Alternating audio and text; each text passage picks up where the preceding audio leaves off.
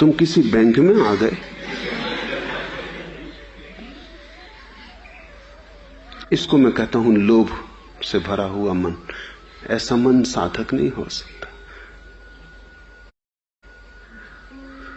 Guarantee की बात क्या है? कौन किसको गारंटी देगा? और वो भी मोक्ष के बाद जन्म नहीं होता, इसकी गारंटी अगर मैं लिख के भी दे दूं तो भी किस काम पड़ेगी? फिर तुम मुझे कहां खोजोगे?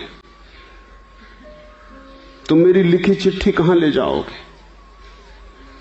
मोक्ष के बाद दोबारा जन्म नहीं होता, इसकी गारंटी चाहिए। क्यों?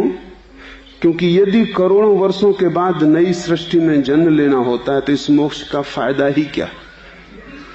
इसको मैं कहता हूं लाभ और लोभ की दृष्टि। साधना का जन्म ही शुरू से गलत हो गया। साधक पैदा ही नहीं हो पाया। तुम दुकानदार ही रहे, बाजार में ही रहे। मंदिर तो बाजार में ना आ पाया, तुम बाजार को मंदिर में ले आए। तुम गारंटी पूछते हो, कोई गारंटी नहीं। और साधक गारंटी पूछता ही नहीं। साधक असल में कल की बात ही नहीं उठाता। साधक कहता है आज काफी है, ये क्षण पर्याप्त है। इस क्षण में अगर मैं मुक्त हूं तो इस बात को थोड़ा समझने की कोशिश करो। अगर इस क्षण में मैं मुक्त हूं तो दूसरा क्षण पैदा कहां से होगा? इसी क्षण से पैदा होगा। क्षण में से क्षण लगते हैं। जैसे गुलाब पर गुलाब का फूल लगता है, ऐसे मुक्त क्षण में मुक्ति का फूल लगता है। गुलाम क्षण में गुलामी का फूल लगता है। तुम अगर आज गुलाम हो तो कल भी गुलाम रहोगे। आज का दिन तुम्हारी गुलामी को और मजबूत कर जाएगा। कल तुम और ज्यादा गुलाम हो जाओगे, परसों और ज्यादा गुलाम हो जाओगे। अगर आज तुम मुक्त हो तो कल आएगा कहां से? कल घड़ी में से थोड़ी आता है। कल तो तुम्हारे जीवन में से ही आता है। तुम्हारा कल है, मेरा कल मेरा कल होगा। उतने ही समय हैं जितने लोग हैं। समय कोई एक थोड़ी है। मेरे समय में और तुम्हारे समय में क्या नाता है, क्या संबंध है? तुम्हारा समय तुम्हारे भीतर से निकल रहा है। जो आदमी सुबह क्रोध से भरा था उसकी दोपहर में क्रोध की छाया होगी। जो आदमी सुबह प्रार्थना किया है, पूजा किया है, अहोभाव से भरा था, उसके दोपहर पर अहोभाव की भनक धुन सुगंध होगी। तुम्हारा क्षण तुम्हारे ही भीतर से उग रहा है। क्षण ऐसे लगता है तुम में जैसे वृक्षों में पत्ते लगते।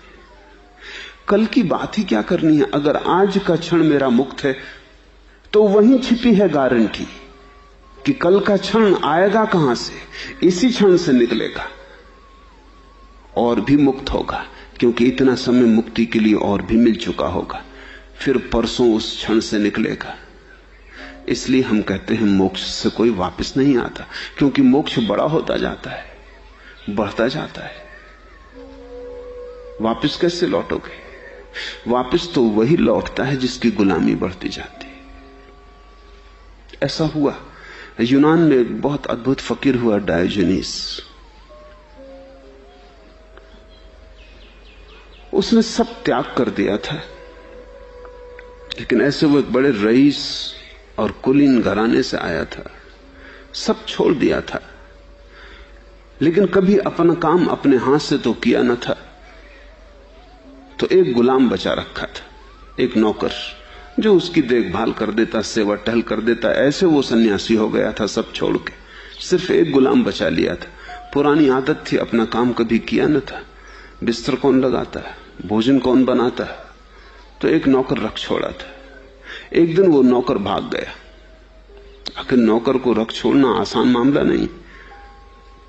जब उस नौकर ने देखा कि अब ये डायोजनीस बिल्कुल फकीर हो गया है, तो ये उसको रोक भी कैसे सकेगा? इसके पास कुछ भी रोकने को भी नहीं बचा है। तुम अपने नौकर को रोक पाते हो क्योंकि वहां पुलिस है, कानून है, अदालत है, वो सब रक्षा कर रहे हैं। नहीं तो नौकर भाग जाए तुम क्या करोगे? अभी आदमी अकेला जंगल में था, नौकर भाग गया। दूसरे फकीर जो जंगल में साधना में रत थे, उन्होंने कहा कि पीछा करो, ये बात ठीक नहीं, इस नौकर को दंड देना उचित है। लेकिन डायोजनीस ने कहा कि मैं सोचता हूं कि अगर नौकर मेरे बिना जी सकता है और मैं उसके बिना नहीं जी सकता, तो कौन मालिक है कौन नौकर है, ये जरा संदिग्ध हो जाता है। दास मेरे बिना जी सकता है, उसे मेरी कोई जरूरत नहीं, और मैं दास के बिना नहीं जी सकता, तो मैं तो दासानुदास हो गया। नहीं, अब ये भूल मैं ना करूंगा। अच्छा हुआ कि वो भाग गया, अब वो आए भी तो उससे हाथ जोड़ लूंगा। ये आदमी मुक्ति की तरफ एक कदम रख रहा है, इसका कल भी तो इसी से निकलेगा। तब उसके पास सिर्फ एक भिक्षा पात्र बचा।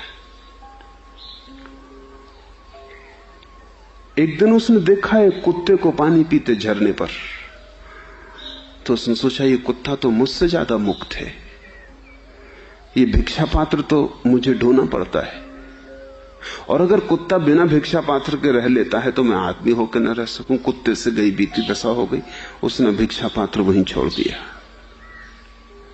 वो हाथ से ही पानी पीने लगा, वो हाथ में ही भिक्षा लेने लगा।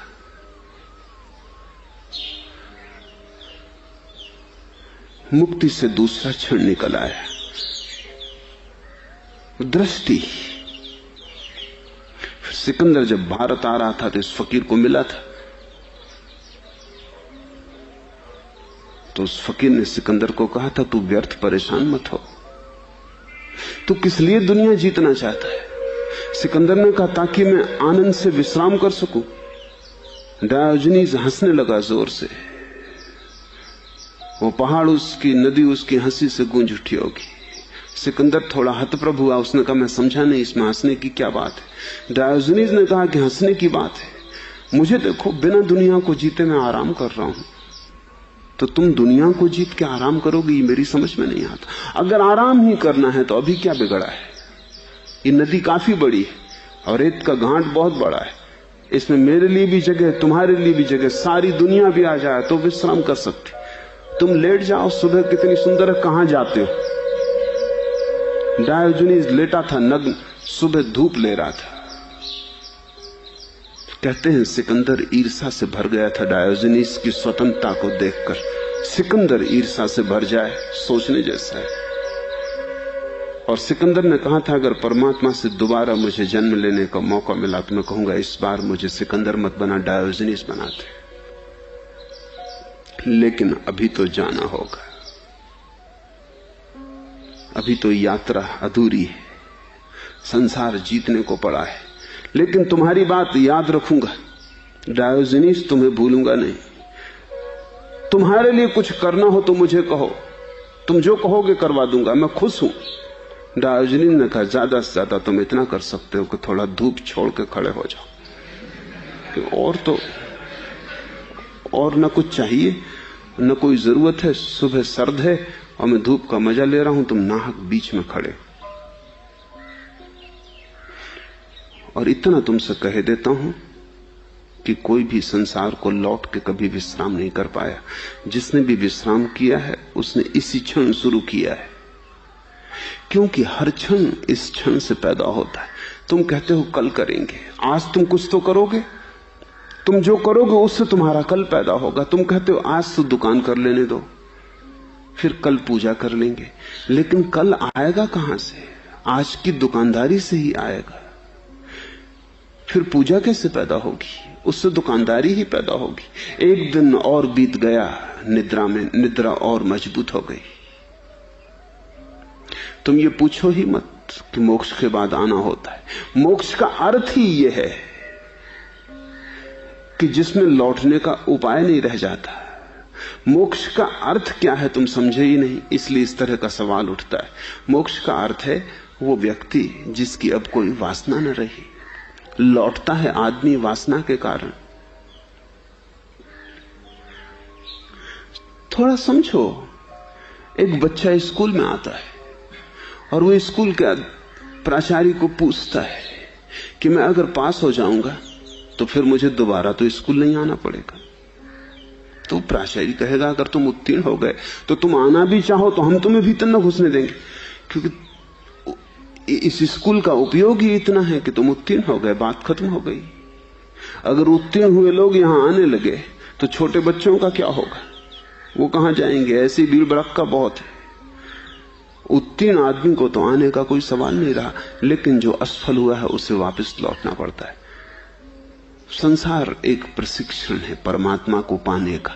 जिसने पा लिया बात खत्म हो गई, प्रशिक्षण पूरा हो गया। लौटने का सवाल ही नहीं उठता।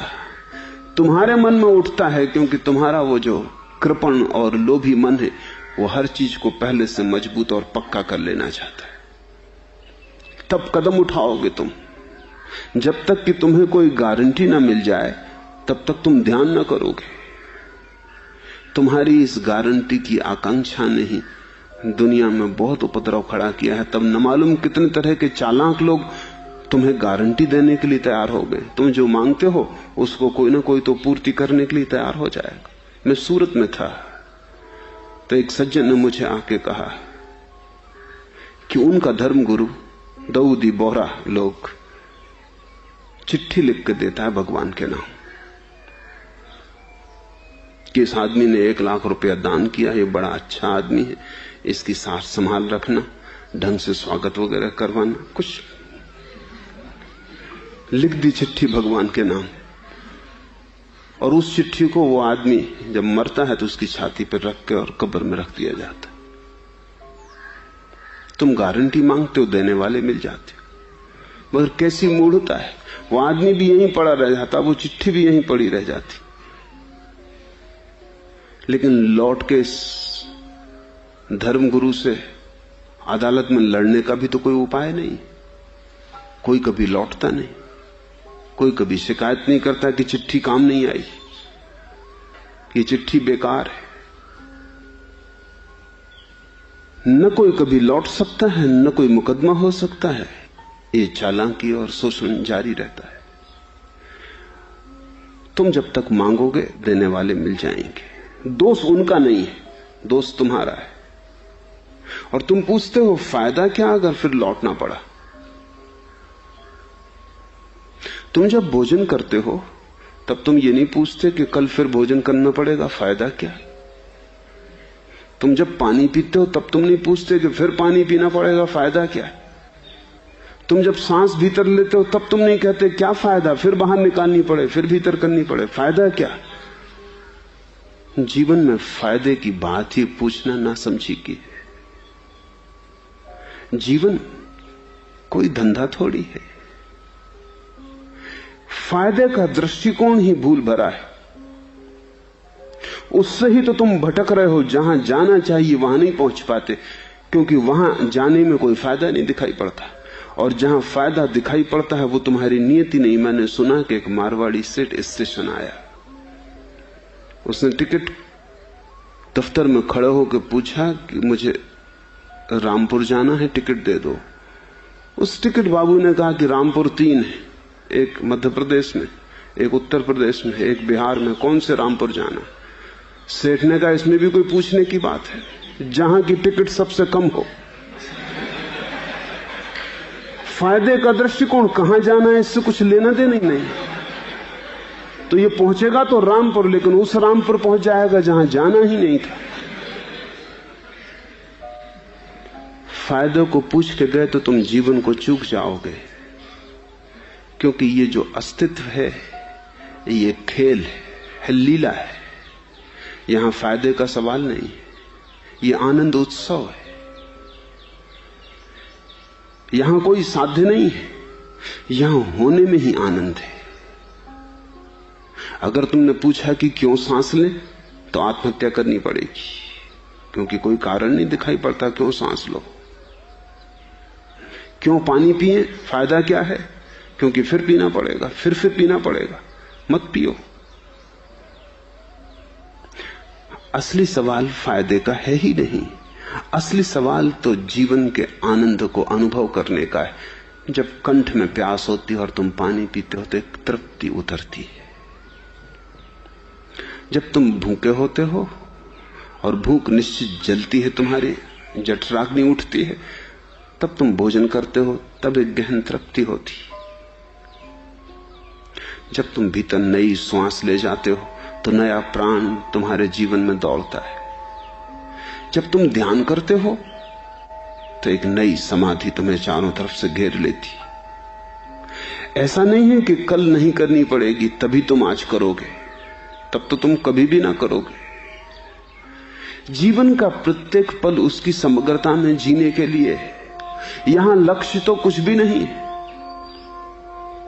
यह संसार कहीं जा नहीं रहा है, यह संसार वहां है ही जहां इसे पहुंचना है।